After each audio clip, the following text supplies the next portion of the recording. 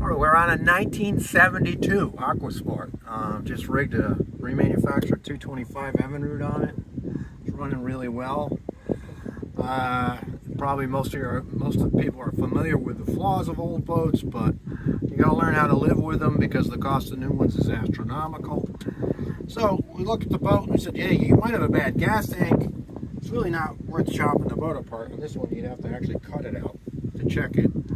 So we said, well, we do have an option for you. If you do have water, we can install an AquaSig fuel water separator, which has a sender in it for water in the fuel. Now, a lot of new motors have that, but by the time the water gets to the motor, a lot of times the damage is already done.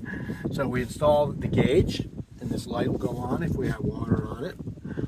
And we install the fuel water separator back here, which has its own special filter. And unfortunately, it's going to be hard to see the head of it. The head is nice stainless steel. This is made in America.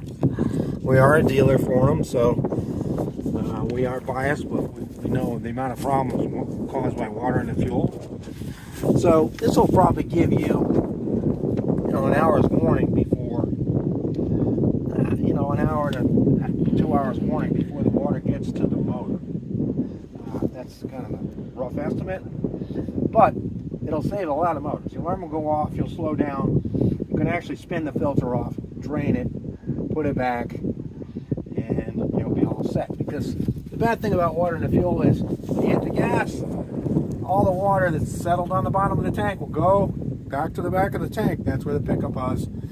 It'll pull it up, a lot of times in rough seas as well, and that's when you get water in the gas. When you're out, not in the driveway, not at the dock, when you're out and you need to get back, that's when the water goes to the motor and kills the motor. In this situation, you get an alarm ahead of time.